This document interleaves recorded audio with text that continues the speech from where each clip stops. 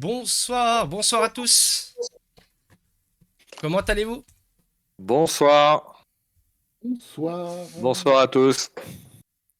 Est-ce que le son est bon déjà? C'est la première question parce que... Yes, ok. Alors ce soir, c'est une première, vous voyez 02 sur en haut du chat, mais c'est une première en live. On reçoit deux auteurs de jeu, qui est Laurent et Jérôme. Bonsoir à vous deux. Bonsoir à vous deux aussi. Merci. Salutations. Je suis pas seul hein, pour faire ce live, je suis accompagné de mon cher Dice. Bonsoir Dice. Bonsoir tout le monde. Merci d'avoir répondu à l'invitation. Eh bien, ça fait avec plaisir. Alors, avant de commencer un peu le live, j'avais une petite question à vous demander, c'est qui sont les auteurs de Doggerland? Vous pouvez vous présenter en quelques mots? Si tu veux, tu peux commencer, Laurent? Ok, donc moi, Laurent Gilbert, j'ai 48 ans. Je suis grand fan de jeux de société depuis maintenant un peu plus d'une quinzaine d'années. Et puis, grosso modo, je pense comme beaucoup de gens qui aiment le jeu de société, on s'essaye à faire des protos et un jour, l'idée est venue de créer un jeu effectivement sur le thème du paléolithique. Donc on est parti un petit peu dans ce cadre-là. Ok. Jérôme? Bonjour, Jérôme. Moi, j'ai 39 ans. Je travaille dans le jeu de société depuis quelques années. Et ça faisait quelques temps que j'avais envie de me mettre à la création. J'avais commencé des projets qui n'avaient pas abouti. Puis en fait, on travaille rencontre avec Laurent et on m'a proposé un jeu. Très vite, on a senti la complémentarité. On s'est positionné à deux dessus et en fait, on a bossé comme des sourds. Et voilà, c'est Ok. génial, c'est une belle aventure. Maintenant, il y a pas mal de projets de part et d'autre. C'est cool. Ok. Toujours en commun? T'as dit quoi, Toujours, Dice? Vas-y. toujours en commun les projets ou c'est après chacun vole un petit peu de ses propres ailes? Non, il y a des jeux en commun parce que on a des affinités sur un certain nombre de choses, mais après c'est vrai qu'on a aussi tous les deux des emplois du temps qui sont extrêmement compliqués d'un point de vue professionnel. Donc quelquefois il y a des jeux sur lesquels je vais plus travailler seul, aussi au gré des rencontres. Je pense que Jérôme c'est un petit peu pareil. On rencontre aussi d'autres personnes avec lesquelles on a plus d'affinités. Moi il y a des typologies de jeux que je suis pas forcément fan, donc créer quelque chose où on n'est pas fan, c'est pas l'idéal. Donc ouais, c'est un petit peu au gré des rencontres, mais on va dire que notre couple de co-auteurs est solide et on travaille sur plusieurs projets ensemble. D'accord. Et comment vous vous êtes rencontrés? Parce que c'est intéressant aussi, ça. Jérôme, peut-être, tu te souviens? Ouais, tout à fait. En fait, c'était Cannes 2018. En fait, je cherchais Hmm. des animateurs pros pour compléter mon équipe pour un client. Et en fait, on m'a recommandé Laurent, on a discuté, donc je l'ai embauché dans l'équipe. Et il s'est trouvé qu'on avait partagé la même chambre. Et donc, en fait, le sujet est venu rapidement sur la table. Moi, il se trouve que parallèlement, en fait, je m'occupe en fait de gérer le concours de Pro Total Nord. Donc, j'avais déjà vu passer en fait un jeu de Laurent, donc je savais qu'il créait des jeux. Et donc, naturellement, comme moi, j'avais des projets en fait, qui n'avaient pas abouti pour différentes raisons, j'avais envie, dans un premier temps, de me lancer sur un jeu intéressant avec quelqu'un. Donc, je cherchais un projet en fait, sur lequel me consacrer. Et puis, en fait, on a senti qu'il y avait quelque chose à faire. Et puis, j'ai dit à Laurent, bah, écoute, montre-moi le jeu en quel tu crois le plus. Et il m'a montré le jeu, et j'ai eu un coup de cœur de fou, et je fais, ok, go. Ok. Et c'est vos premiers jeux à tous les, enfin c'est votre premier jeu à tous les deux ou vous aviez déjà, bon Jérôme tu disais tu avais des jeux qui n'avaient pas, ou des idées de jeux qui n'avaient pas porté. Laurent apparemment aussi avait pas mal de projets ou de protos, mais c'est votre premier jeu concrétisé ou il y en a eu d'autres avant? Non, c'est le premier jeu édité, on va dire. On va les appeler comme ça, hein. C'est le premier jeu édité. On espère d'une longue série qui va ensuite arriver, puisque on part toujours du principe qu'une fois qu'on a peut-être signé un jeu, c'est peut-être plus simple auprès des éditeurs de pouvoir proposer ces prochains prototypes. Les portes sont peut-être un peu plus facilement ouvertes. Je Ouais, c'est ça. comprends, ouais. Ok. Pendant cet appel, effectivement, autre projet en termes d'édition, c'est le premier. Ouais. Voilà. En termes de création à côté, je dirais que j'ai entre 5 et 10 jeux en ce moment sur lesquels je travaille. 5 et 10 jeux. Ah oui, quand même. Bah, j'en ai d'autres avec Laurent, j'en ai d'autres avec d'autres auteurs, puis après, Comment que tu fais pour travailler sur 10 jeux? Tu travailles sur les 10 jeux en même temps ou t'en mets de côté? Tu te concentres sur les jeux qui sont les plus aboutis?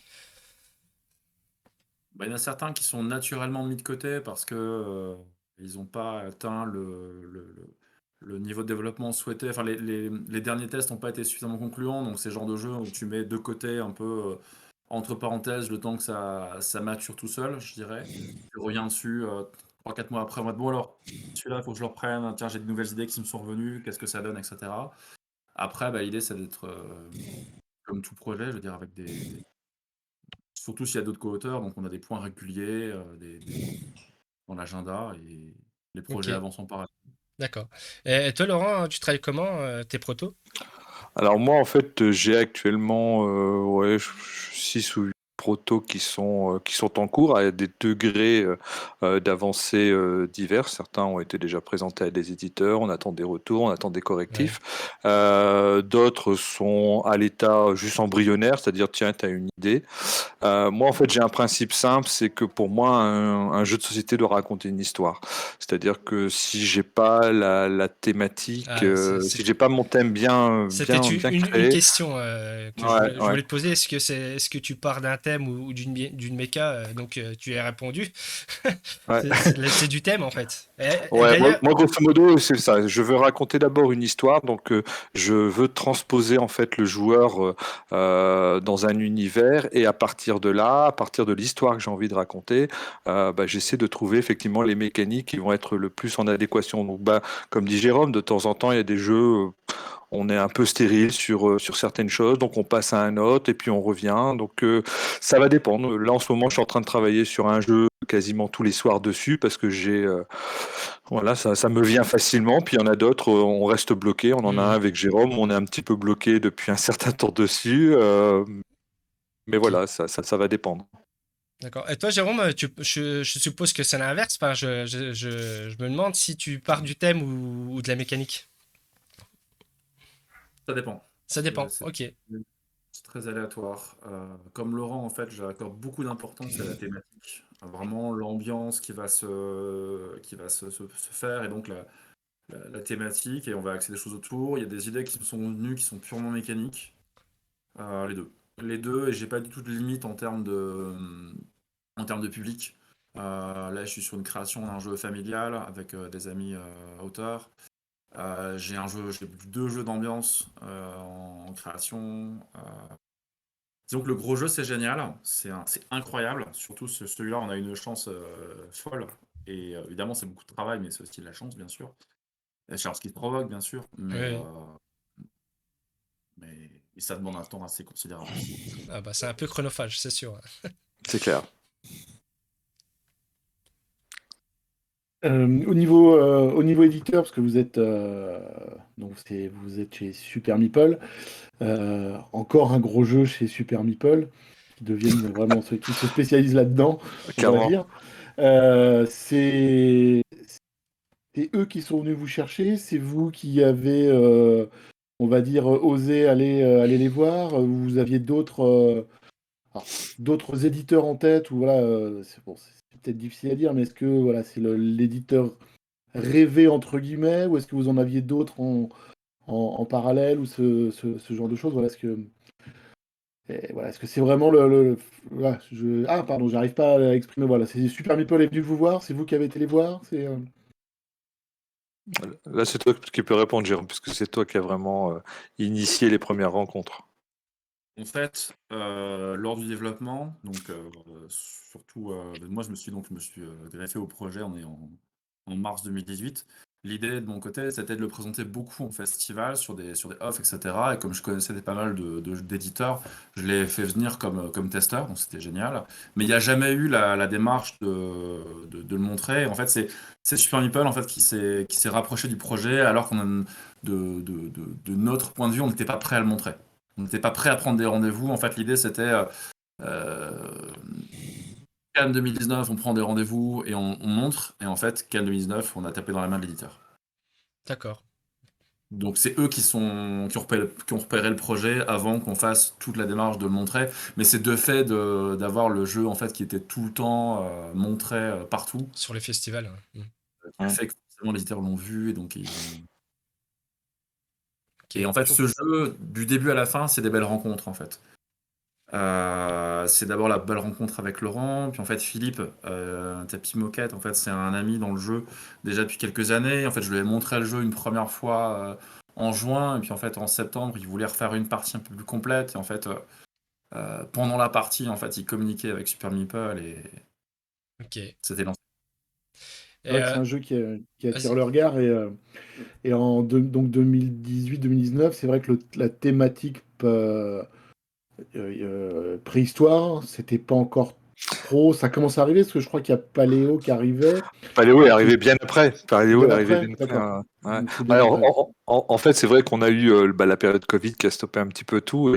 Et là, c'est assez rigolo de voir en ce moment, effectivement, pas mal de jeux sur le thème préhistorique ou paléolithique qui sortent actuellement. On a un peu cette impression, en fait, que tout le monde a focalisé sur ce thème-là. Mais moi, Ouais. sur ce projet-là, j'y travaille depuis près de 5 ans. Donc on peut pas dire que ce soit effectivement un pur hasard. Voilà, ça arrive, Et, ça arrive. et justement, tu parlais Covid qui a mis un frein donc apparemment à la présentation dans les festivals, etc. Mais est-ce que en parallèle, ça a été,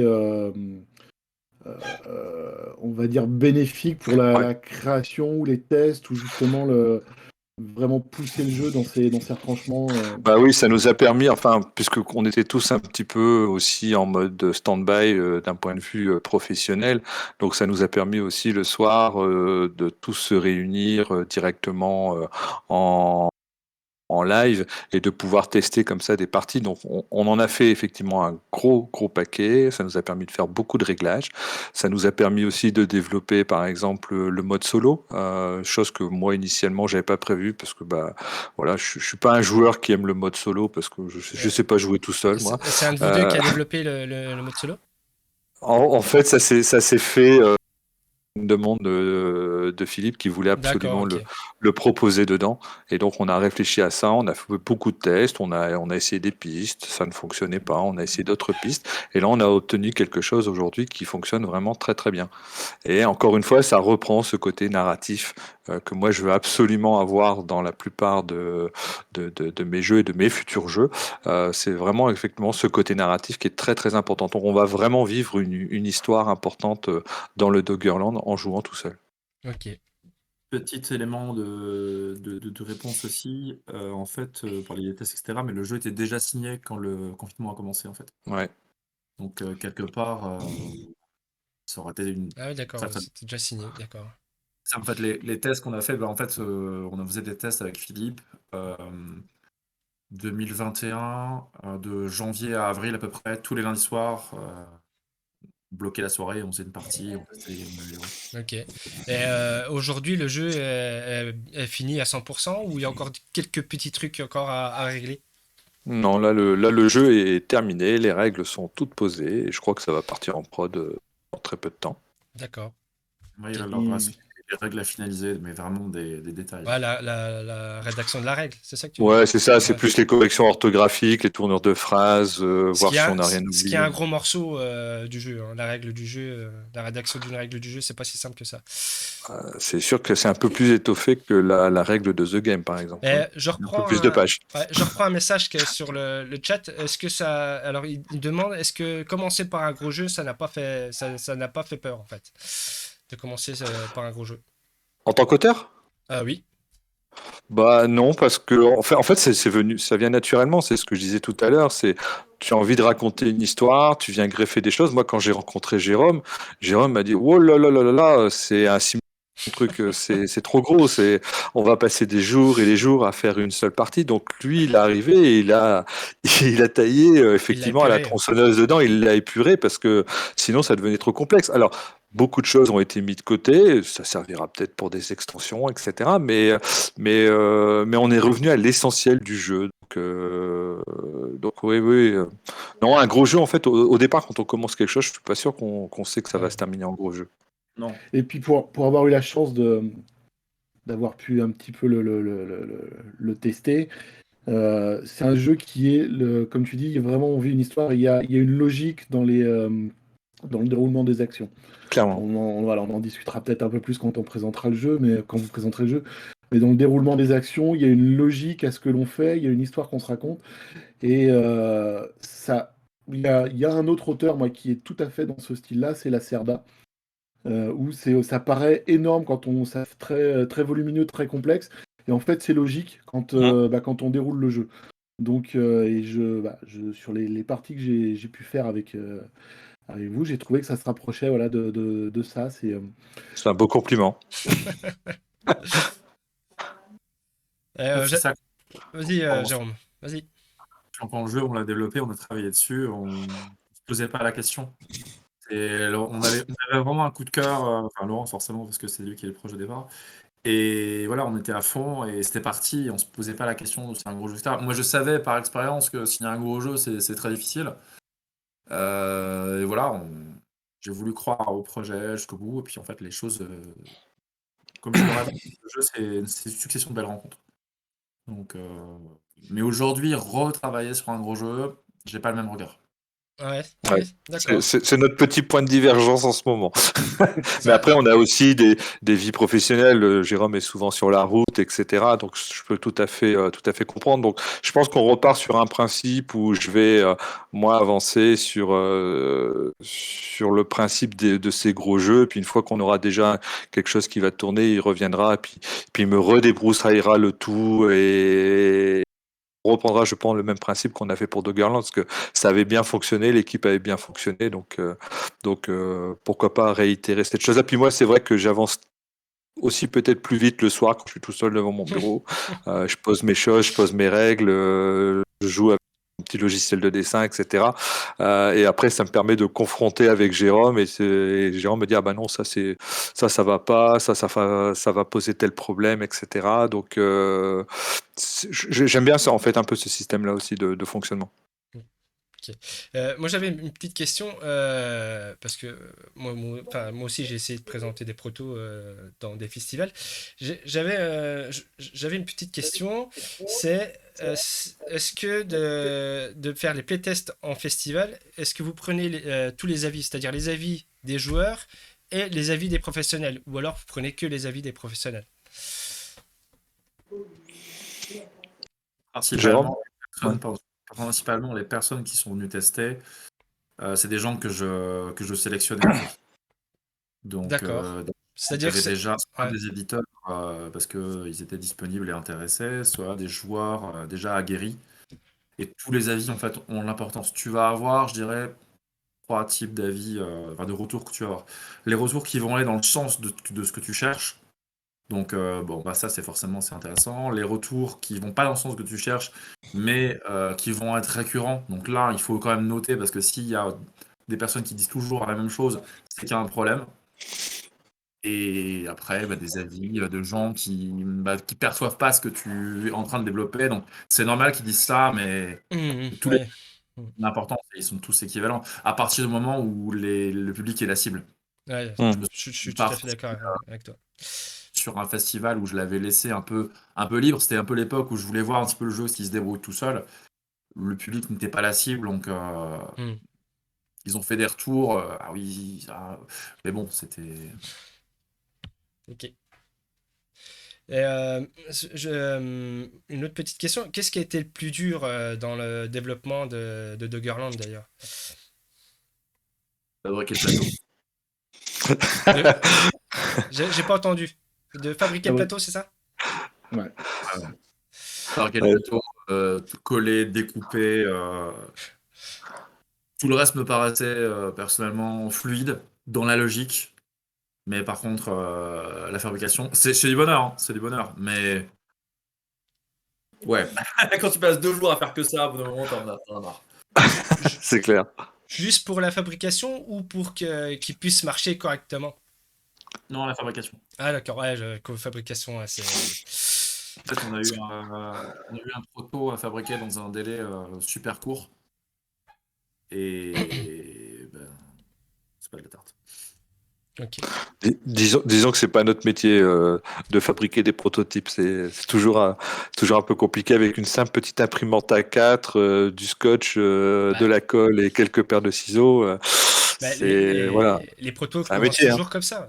Ouais, ça Avec un bout commence de toujours comme feuille. ça, mais comme on présente un peu ce qui est notre bébé, on veut que ce soit beau, on Oui, veut bah que ce oui. soit joli, donc forcément on y met du temps, on y met du cœur, mais voilà, on peut pas sortir non plus un jeu qui sort dans le commerce. Oui, tout à Vous fait. avez déjà vu, parce qu'on voit quelques photos, des fois, il y a eu des photos qui étaient publiées sur Facebook du matériel, etc. Mais le matériel définitif, une boîte définitive, vous en avez déjà eu une entre les mains ou Pas les... encore, Pas pas encore, encore, d'accord. pas encore.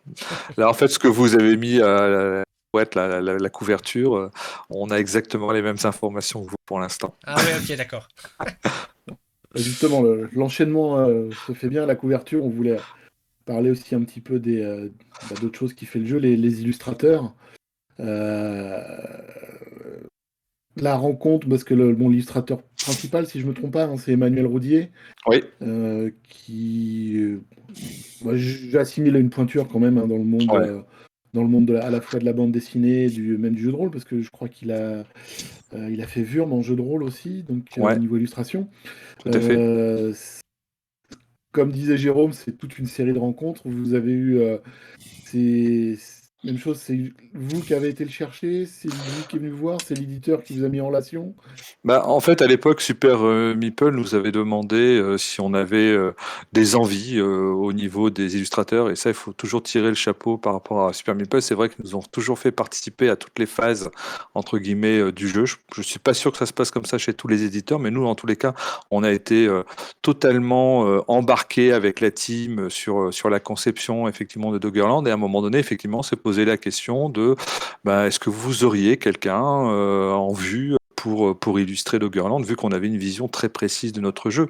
Donc on avait cité effectivement un certain nombre de noms. Moi j'avais quelques connaissances d'illustrateurs dans le domaine préhistorique, etc. Donc pourquoi pas. Emmanuel Roudier, pour moi, c'était des gens qui n'étaient pas atteignables, parce que quand on sort effectivement une série comme Néandertal et qu'on a le succès que l'on a, on se dit bah ça c'est pas forcément des gens qui vont venir dans le monde du jeu de société.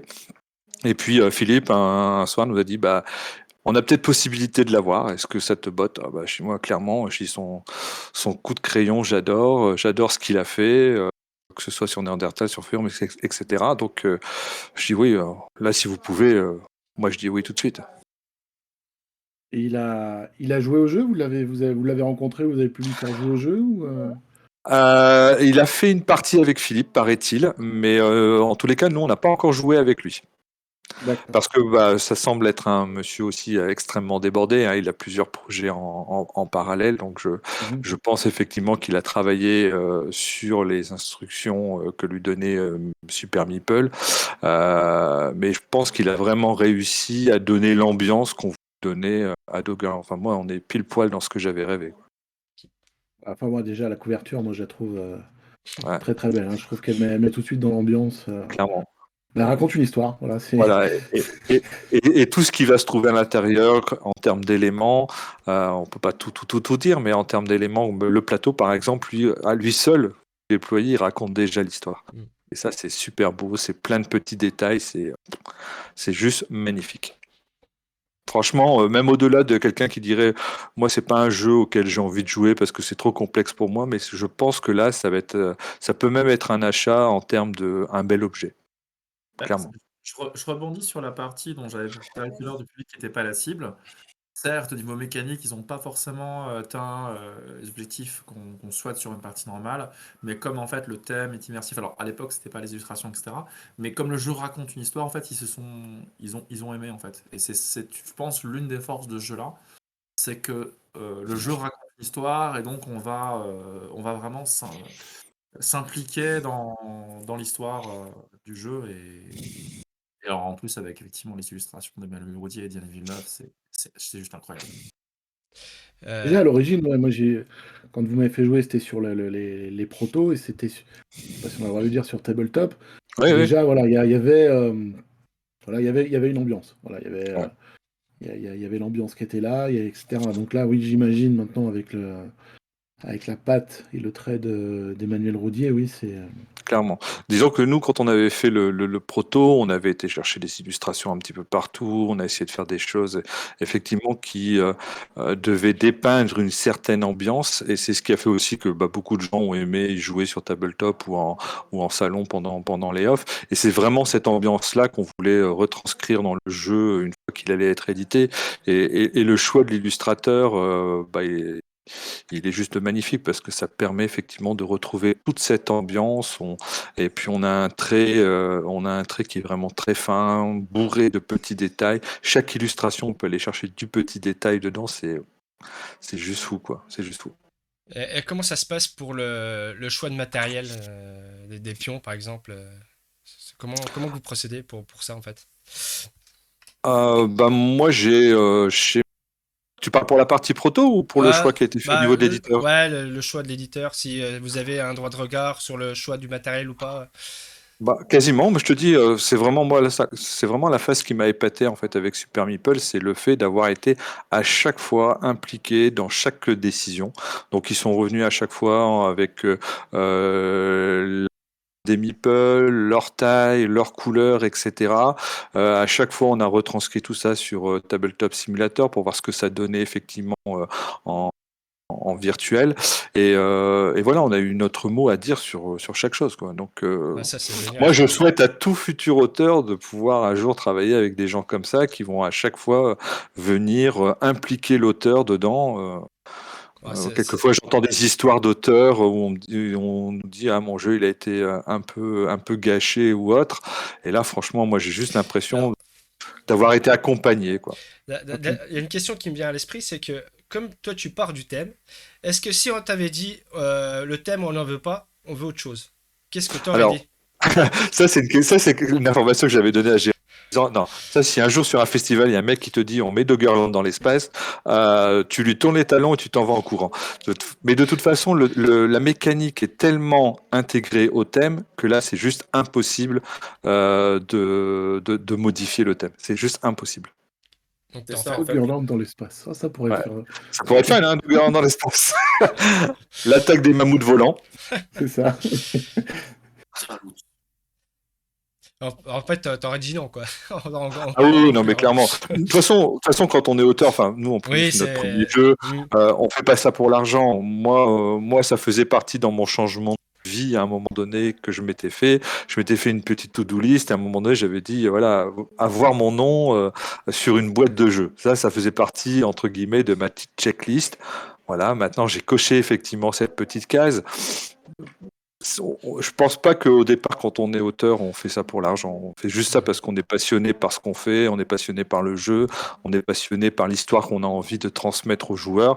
Voilà, Ouais, tout à fait. donc non, ouais, si quelqu'un serait venu, m'aurait dit, bah tiens, on va te faire Doggerland avec un visuel en polygone et puis il y aura des réacteurs sur tes mammouths et tes hommes préhistoriques auront des pistolets laser. Non merci, au revoir En monsieur. Cadillac and Dinosaur, ça se fait. Hein, Ah oui, ça se fait, c'est un thème, hein, mais c'est pas le mien, c'est pas le nôtre. Et là, vous disiez au début que apparemment c'était parti en prod ou ça allait partir en prod. Il y a une période ou une date d'annoncer pour la sortie. Enfin, déjà, est-ce que bon, Bah, bah, je- si ça peut en parler, voilà. Ouais, non, non, mais là, grosso modo, on est un petit peu dépendant maintenant de la fabrication et des transports, parce que c'est toujours, semblerait-il, un petit peu compliqué aussi encore à ce niveau-là. Donc, on espère avoir peut-être une ou deux boîtes pour pouvoir montrer quelque chose à Cannes, Hmm. ou peut-être même le proto. Mais à mon avis, ça sortira plutôt sur août, voir si vraiment il y a des retards pour le Essen de l'année prochaine. Ah, ok. Pour D'accord, oui. l'instant, on n'a pas encore vraiment d'informations parce que il y a les temps de production, il y a les transports. Donc, donc je pense que là, Super Meeple annoncera les choses. De toute façon, c'est leur intérêt aussi de le sortir assez rapidement. Moi, Et j'ai vous bon serez à espoir. Paris ludique en termes de festival aussi ou pas? Oh, je pense. Il y a de fortes chances. Bon, j'essaierai de passer vous voir alors. Ouais.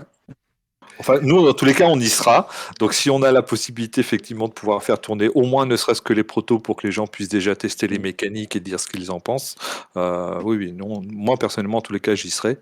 Là, je vais commencer à refaire un peu les gros festivals pour éventuellement épauler Super Meeple s'il y a besoin de montrer en mode proto le jeu ou en mode un peu final. Donc, à partir de Cannes, je vais me retrouver sur au moins les grosses dates.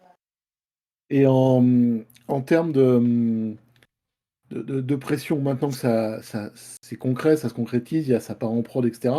La pression était à quel moment? C'était plus au début de la création du jeu? C'est maintenant que ça commence à arriver? Il n'y en a pas encore, ça va arriver à la sortie? Euh, Moi, j'ai aucune pression, perso, mais j'ai vraiment aucune pression parce que c'est un projet.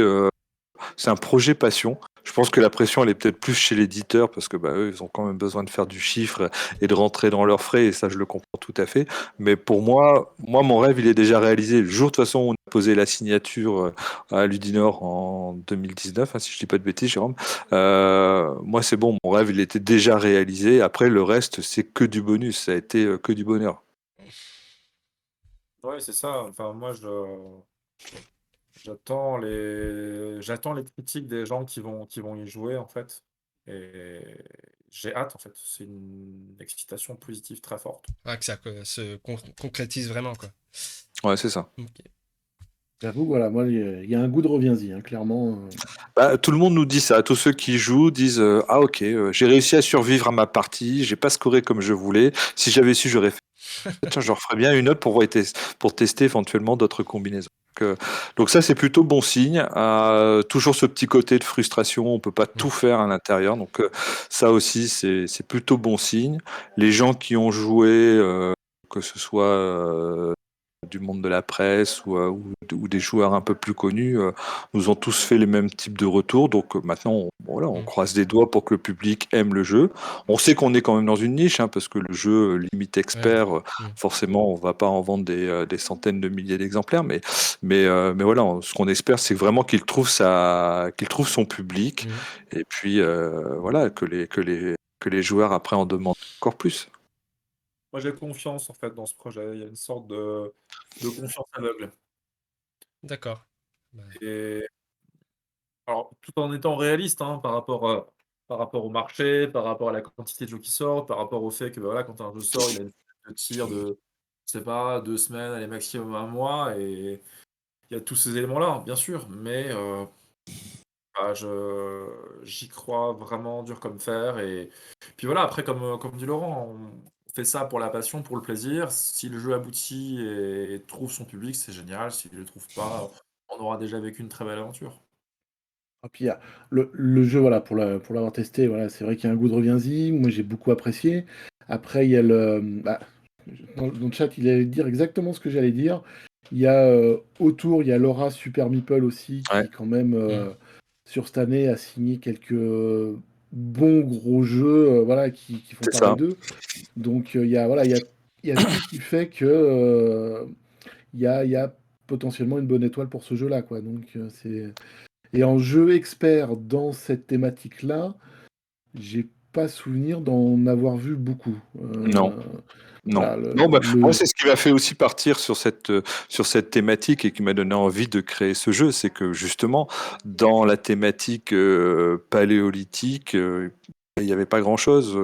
Moi, je me souviens à l'époque quand je jouais à des jeux un peu préhistoriques, on avait quoi? On avait la vallée des mammouths. Bon, on n'est pas ouais. tout à fait dans le même thème, hein, on est plus dans un thème rigolo, avec du chaos comme c'est le faire Bruno Fedouti.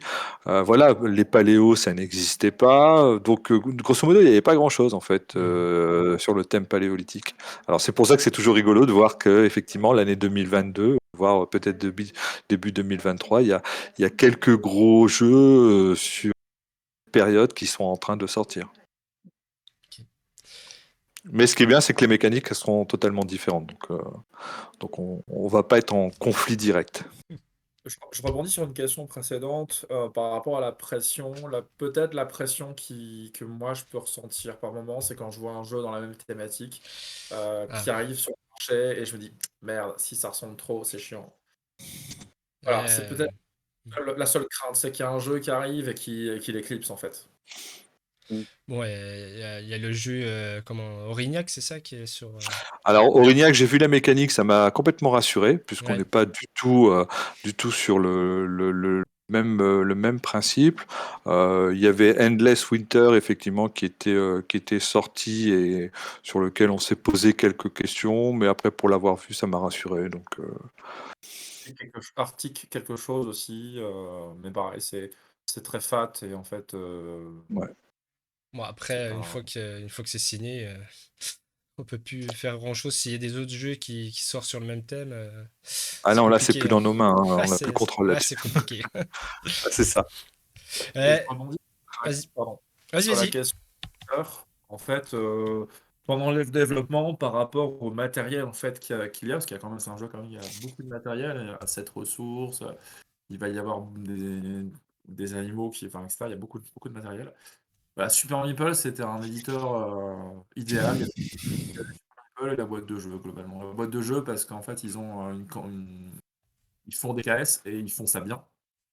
Donc, et puis je connaissais déjà un peu leur jeu, j'avais discuté avec des auteurs qui faisaient avec eux, donc je me dis, eux, c'est vraiment bien. Et en même temps, il y a Super Meeple qui était très très bien aussi, par rapport à la qualité du matériel notamment, qui était impressionnant. Ils avaient une très bonne presse, donc je me suis dit, il faudrait que ce soit l'un des deux.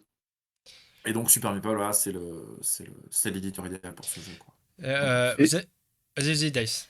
oui, j'allais dire au niveau du jeu, justement, vous savez si il va sortir direct boutique ou est-ce qu'il y aura, comme ils ont fait par exemple pour Imperial Steam, on va dire une campagne de préco, une campagne de, pas Kickstarter, mais voilà, dans ces méthodes-là, est-ce que il va sortir vraiment directement en boutique un jour ou voilà. Des infos que j'ai, à moins que tu me dises le contraire, Jérôme, à moins que tu as eu d'autres infos, mais je crois que c'est directement en boutique.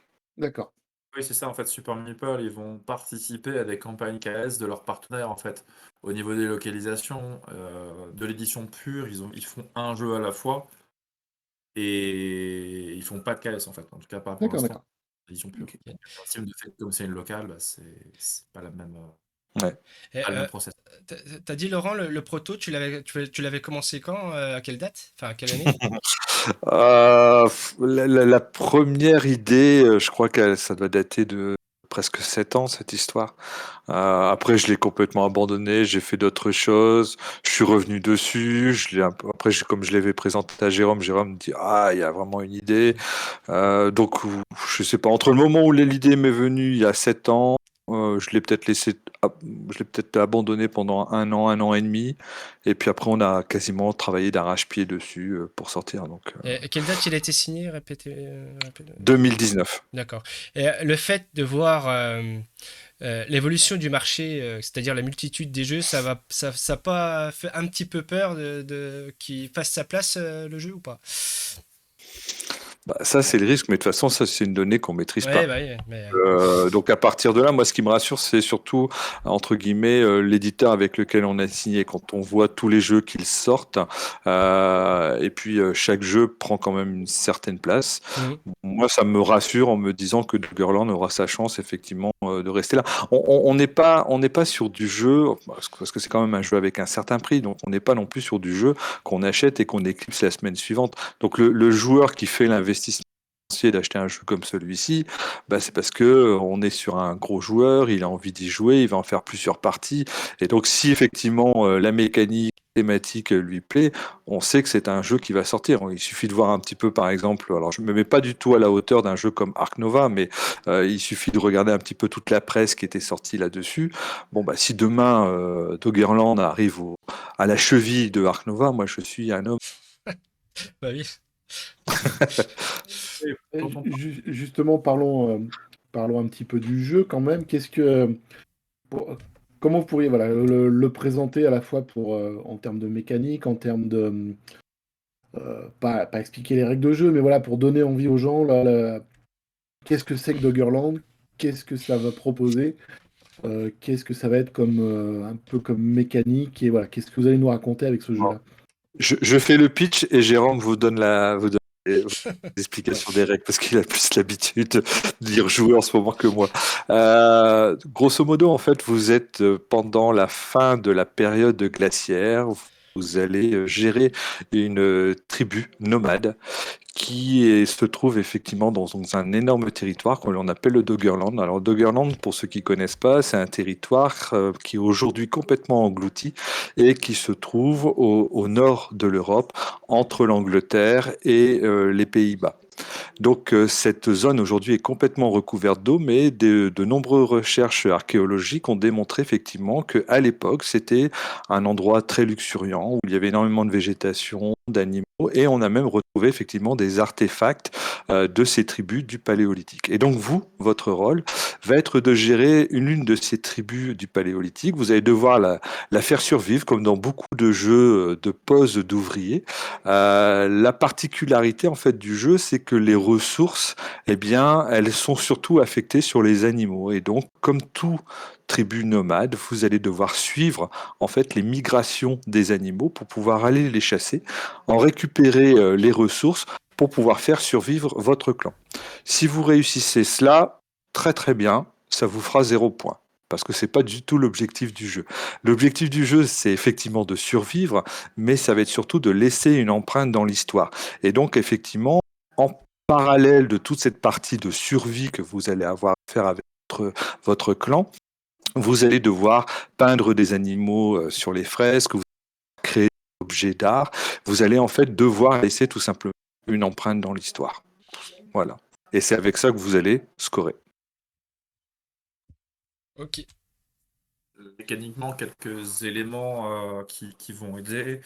Donc, un jeu d'exploration, gestion survie pour 1 à 4 joueurs, pour 30 minutes environ par joueur, qui va se dérouler en 8 manches, des successions de périodes chaudes et de périodes froides, avec une apparition des animaux correspondant en fait aux périodes au début de chaque manche, avec 4 axes de développement, soit peindre des animaux sur la fresque qu'on aura probablement tué et mis dans sa mémoire collective, soit faire de l'artisanat, soit augmenter son espèce d'habitation, et notamment en se reproduisant en faisant des maisons, soit ériger des pierres levées, notamment avec notre chaman. C'est un jeu donc on va programmer nos actions, ensuite le plateau va se découvrir, un petit peu à la Age of Empire. Et ensuite, on va résoudre nos actions dans l'ordre de notre choix et en même temps que les autres joueurs. Donc il y a un système où avec la fin de la manche, en fait, il faut nourrir nos chasseurs-cueilleurs, sinon on va prendre des points de malus. En hiver, il va falloir payer de la fourrure, des outils vont être nécessaires pour les actions principales du jeu. Donc si on n'en a pas, on peut prendre des compensations. Voilà. Et donc on fait 8 manches comme ça. Il y a un mode partie courte pour notamment les joueurs débutants pour la première partie, qui leur permet d'appréhender mieux les mécaniques du jeu en jouant moins longtemps. Voilà, un plateau reverse, recto verso selon le nombre de joueurs. Un système d'épuisement des ressources, parce qu'en fait à l'époque on ne connaît pas l'agriculture notamment. Donc le plateau va s'épuiser. Donc nous forçons en fait à nous développer et on reste de ce fait dans la thématique. Voilà, nos ancêtres en fait à l'époque, voilà, comme justement ils maîtrisaient pas ces éléments, mais en fait ils étaient constamment en tribu nomade. On a un système aussi de migration des animaux à la fin des manches. Le plateau va se mettre à vivre en fait, ça c'est quelque chose Laurent et moi on adore, c'est vraiment qu'on voulait Je absolument confirme. gérer. C'est, au niveau des mécaniques, c'est les animaux qui n'ont pas été tués vont se mettre à se déplacer et, euh, et voilà. Il y a un mode solo aussi très à combattre, prévu. Un automate, ok, d'accord. Et de ce que je me souviens, il y a beaucoup de manières de marquer de points, qui Clairement. fait que chaque partie est vraiment différente et c'est ouais, moi, c'est vraiment ça que j'avais apprécié. On peut faire une partie s'orienter dans une direction, la partie suivante partir dans une autre direction et de mémoire, les écarts de points entre le premier et le dernier, il n'y avait pas tant d'écart de points que Non. ça. Et même entre quelqu'un qui sait jouer, parce que je crois que j'avais joué avec Laurent et Tapi Moquette à l'époque. Laurent qui avait 12 milliards de parties dans les pattes, Tapi Moquette qui suivait derrière. Et moi, c'était ma première ou deuxième. Et voilà, il y avait peu d'écart de points entre un expert et un débutant. Et ça aussi, c'est fortement agréable. C'est pas, voilà, on va pas dire, bah, il y a il y a quand même voilà, des caps à atteindre, mais on va pas se prendre une baffe d'entrée de jeu et être dégoûté C'est du ça. jeu, disant voilà, c'est fortement agréable sur ce genre de jeu, surtout que les parties peuvent se révéler assez longues. Et de ce que je m'en souvenais aussi, c'est que le jeu est permissif en termes d'erreur. Oui. Si je me souviens bien, c'est qu'on peut se planter sur un truc et partir dans une autre direction et rattraper son retard. Donc ça reste assez indécis jusqu'au bout, quoi. Et ça, c'est fortement agréable dans ce type de jeu.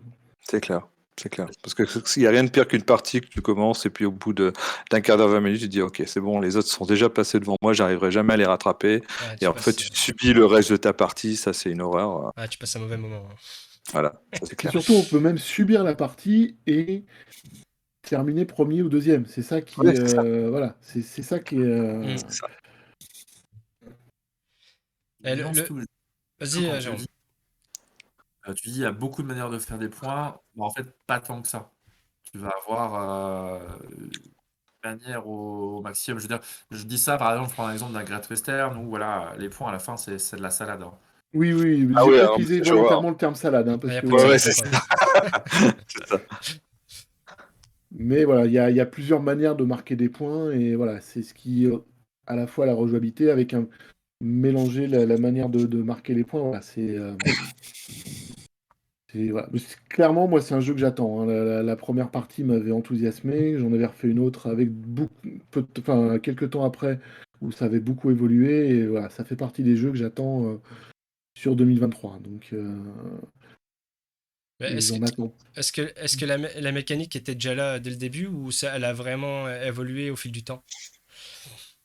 Quand on a commencé à retravailler avec Jérôme, a quasiment été arrêté sur sa mécanique globale. Après, ça a été beaucoup de réglages, mais l'idée était déjà là. En fait, l'idée, c'était vraiment que le plateau se découvre au fur et à mesure de la partie. Ouais.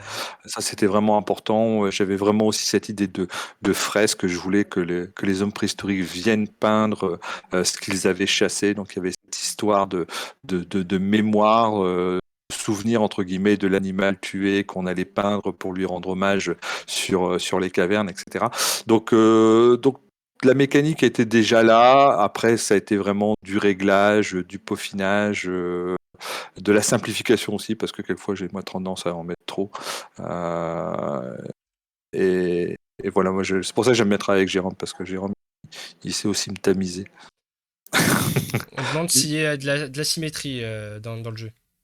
Non, au départ, on va quasiment démarrer de manière un peu similaire. Mais non, il n'y a pas d'asymétrie prévue. Peut-être dans le futur, mais pour l'instant, non. Pas dans la boîte de base. Ok. oui, parce qu'il y a déjà des idées d'extension, de variantes ou Ah de oui, oui, prévues. oui. Ouais, ouais. Oui, il y a des choses qui sont prévues.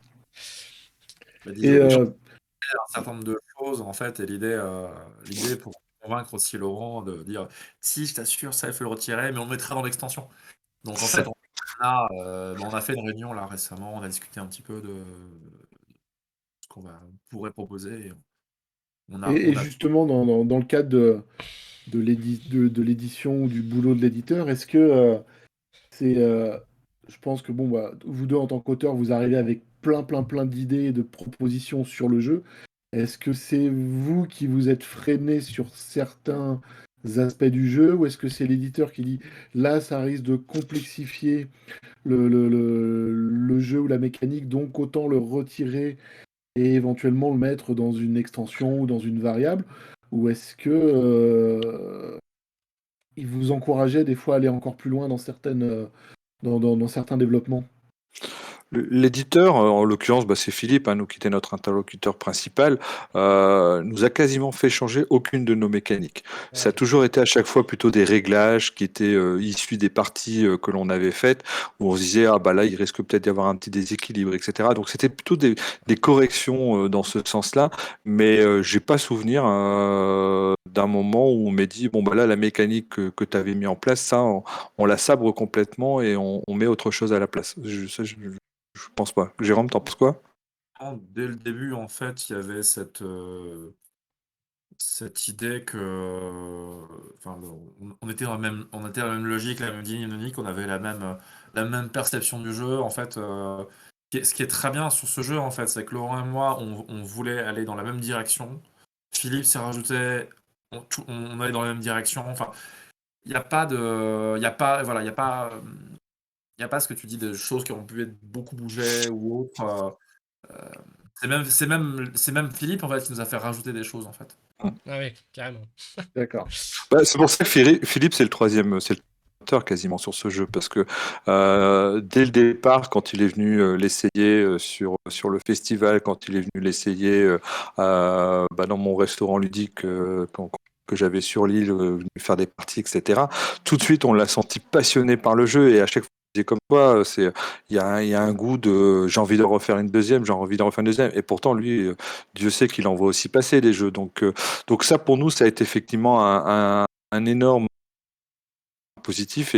Et après, quand il a commencé à écrire quelques phrases, quelques lignes pour raconter les parties qu'il avait faites, là, j'ai dit, là, c'est bon. Là, j'ai vraiment envie de travailler avec lui parce que il avait compris, en fait, l'idée qu'on avait de base, c'est que quand tu joues à une partie de Doggerland, le lendemain, le surlendemain, une semaine après, quand tu revois tes potes, tu es capable de raconter ta partie comme une histoire.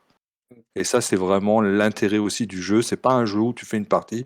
Bon, j'ai gagné 84-82, mais je me souviens plus comment j'ai fait. Non, là, tu peux raconter ta partie. On s'en fout à la rigueur des points. Moi, de toute façon, c'est un jeu où ça me dérange pas de perdre parce que j'ai une histoire à raconter. Et ça me fait vraiment plaisir quand j'y joue. Ok. Ben, je sais pas si vous avez d'autres choses à ajouter, d'autres choses à dire ou d'autres voilà, D'autres sinon infos sur le jeu. d'autres infos sur le jeu ou éventuellement sur des futurs jeux que vous avez en développement, voilà, des petits scoops. Sinon, À la base, en fait, Doggerland, Jérôme est tout à fait dans la partie, c'est que normalement, ça doit être une trilogie. Ah ouais. C'est-à-dire, en fait, ouais, normalement, quand j'ai écrit l'histoire à la base, ça raconte effectivement l'âge de pierre, donc le paléolithique. Et normalement, on espère simplement que si le succès est là, là, il y en a déjà un deuxième qui est en peaufinage, qui va passer la période du néolithique, et il y aurait un troisième, où là, par le contre, j'ai pas fameux encore trop. Doggerland dans l'espace, c'est ça? Voilà, le gars en espace, non, ça serait plutôt l'âge de fer. Donc, on aura le paléo, le néolithique et effectivement l'âge de fer. Donc, ça, mon rêve absolu, c'est qu'un jour, effectivement, les trois jeux soient dans un magnifique coffret qui raconte effectivement cette histoire. Un gros jeu de Civ, quoi. Ouais, c'est ça, c'est ça, c'est le. Oui, parce qu'on pourrait même quasiment dire que le troisième volume, c'est le début des civilisations, hein. Ouais. Avec, Donc, alors, bon, je sais pas, là, c'est vraiment de la supposition avec l'envie ou l'idée de faire un peu comme proposait Century, c'est-à-dire que la trilogie se mélangent et fassent un seul et même jeu ou jouable indépendamment alors, sur le 2 et sur le 3, j'y réfléchis concrètement. Par contre, sur le 1, ça sera pas possible. D'accord. Mais sur le 2, sur le 3, ouais, j'y réfléchis concrètement. C'est de se dire pourquoi pas, effectivement, demain avoir soit un plateau recto-verso qui permettrait de passer d'un âge à un autre. Puisque j'ai déjà mathématiques, j'ai déjà l'histoire, j'ai déjà la mécanique complète du numéro 2. C'est juste le troisième pour l'instant qui est D'accord. juste à l'état d'écriture. On va presser de voir arriver tout ça et de pouvoir éventuellement le tester aussi, hein. C'est pour ça qu'il faut que tout le monde l'achète, hein, pour que je puisse sortir le D2.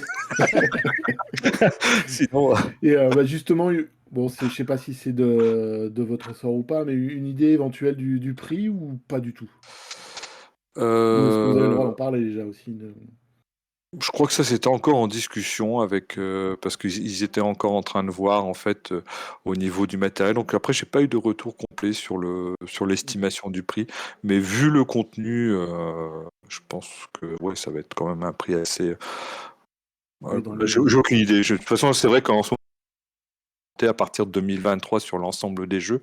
Donc je pense que Super Meeple dérogera pas à la règle. Il y aura forcément aussi une augmentation du prix des boîtes. Donc Mhm. plus voir du côté des Ark Nova que du côté de ouais, The je Game, pense. quoi. Ouais, je pense. Ah oui, oui, clairement. Bah, j'espère, hein. Ne serait-ce que pour ma réputation. Euh, J'avais une petite question. Est-ce que vous savez déjà si il est prévu des ventes en dehors de la France? Oui, ça Oui, c'est oui, oui, oui, oui, ok. oui. De toute façon, il a été développé Dans dans cette cette optique? vision-là, Ok. dans cette optique-là. Ouais, tout à fait, tout à fait, tout à fait. On a déjà eu effectivement des retours hors Europe. On sait déjà, on sait déjà si le jeu plaît ou ne plaît pas trop. Oui, c'est ça. Bon, en fait, ils m'ont chargé, entre autres, enfin, je, je parle un peu aux partenaires, en fait, je leur fais des démonstrations sur TTS. Voilà, l'idée, c'est vraiment de partir sur une voie de monde, à mon avis. Enfin, je suis pas certain, mais... Et en termes de prix, on sera plutôt sur du 65-70. Ok. Alors, en toute sincérité, hein, je m'attendais à un prix plus élevé par rapport à moi ce que j'en avais déjà vu en termes de, voilà, de quantité de matériel, de jeu, etc. Donc, Hum, bon, ça part là-dessus, ce sera vraiment un très très bon rapport qualité-prix. Alors, clairement.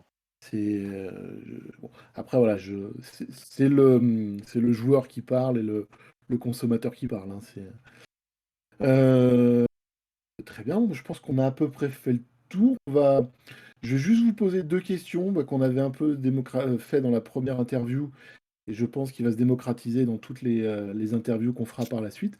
Donc deux questions, alors c'est pas des questions pièges, hein. La première question c'est, vous allez me répondre tous les deux, quelle est la question qu'on vous a jamais posée en termes ludiques et qu'on vous aurait souhaité qu'on vous pose? Et donc y répondre après, hein, éventuellement. Jérôme, pour commencer. Et tu m'avais parlé de cette question et je ne sais pas du tout. D'accord, bon. La question ludique. Ou sur voilà, je vais pas parler dans le perso, hein, mais voilà une question dans votre métier ludique qu'on vous a jamais posée, alors que pourquoi pas, vous auriez bien aimé qu'on vous la pose. Après, si vous ne trouvez pas de réponse, hein, c'est pas Oh, bah, comme on dramatique. est comme on est Jérôme et moi tous les deux auteurs, que demain effectivement de grosses pointures du jeu de société viennent nous chercher en disant ça te dit pas de faire un jeu avec nous, Ah ouais. Ok. ah, pourquoi pas, ouais, ça me ferait triper parce que bon, on est tous comme des gamins, hein.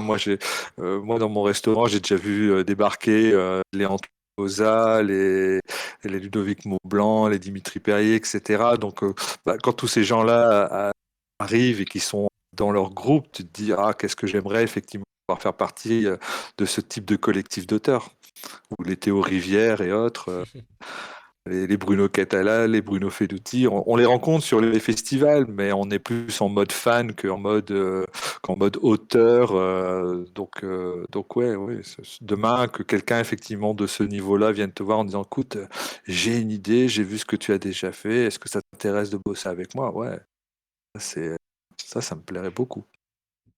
C'est peut-être juste pour rassurer mon petit ego, hein, je sais pas. Et ben, la deuxième question, c'est quel est le jeu dont vous auriez souhaité être l'auteur? Ah, moi, il y en a un. Moi, il y en a un. C'est mon top one. Moi, c'est Fief.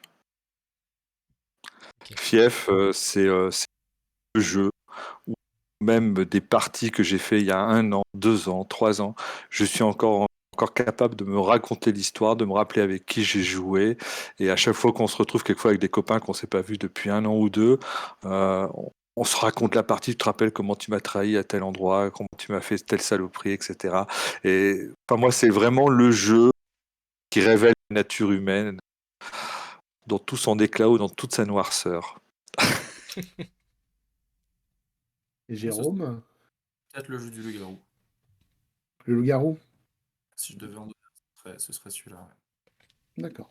En termes d'ambiance que ça crée, en termes de rencontres humaines. Ouais, effectivement. D'accord. Vous avez un jeu coup de cœur du moment ou pas, tous les deux là? En ce moment, je joue en ce moment. En ce moment, je suis encore beaucoup sur Dune. C'est mon petit préféré. Et qu'est-ce que j'ai sorti là dans les boîtes récemment? Moi, moi, ça reste encore du gros jeu, hein, donc les Trônes de Fer, les Star Wars Rebellion, ce genre de choses. Donc c'est ce genre de petites choses que je joue. Moi, c'est mes jeux apéro, hein. Ah oui, ah oui. Jeu apéro, ok, d'accord. Et toi, Jérôme? Avec un jeu que j'aime beaucoup sortir en ce moment, petite boîte qui est là, c'est Let's Summon Demons. Le jeu est très simple, on récupère des âmes des damnés pour inviter les enfants du quartier et les chiens errants dans son garage, pour les accrocher dans des pentacles, pour les sacrifier pour invoquer des démons. Ah oui, d'accord. Ouais. Ah, c'est sympa le thème. C'est bon, il m'a vendu le jeu. En fait, la mécanique est est très accessible, et donc ça en fait un jeu, on s'éclate bien. C'est un jeu de la chance, mais Ok. ça marche très bien. Après, Northgard, dernièrement aussi, C'est un jeu de cartes, j'ai- c'est ça, hein. au jeu de plateau. Ouais, celui-là, il faut que je l'essaie. J'ai pas encore eu l'occasion de l'essayer. Ouais. Ok. Ok. Écoutez, merci beaucoup D'être venu sur le live. voilà, de toutes ces Bah, c'est infos, avec de tout plaisir. voilà. J'espère que ça vous a plu autant que ça nous a plu à nous, pour toute cette, voilà, toutes les réponses apportées. Voilà, on va s'arrêter là. Ça fait une petite heure et quart qu'on discute. Donc voilà, c'est C'est un bien. bon format. C'est un bon format. Donc voilà, je vous remercie encore une fois, à la D'avoir fois voilà, d'avoir été là. Je remercie le chat Merci. d'avoir été présent. On va faire un petit raid, je présume, Mm. GameStep. Merci à vous deux d'être venus sur le live. C'était super sympa d'avoir présenté Doggerland. Et puis, pourquoi pas revenir après, une fois qu'il sera imprimé et Avec vraiment... plaisir. Ok, d'accord. Avec grand plaisir. Avec grand plaisir. Bah, Et on va dire au revoir à tout le monde. Merci au chat d'être présent. Et on vous dit à bientôt. à Eh bientôt ben, tout le à très monde. bientôt. Ciao, ciao. Ciao. Et Willow et Oli, oui, apparemment, pour le raid qui sont D'accord. en live. Ok.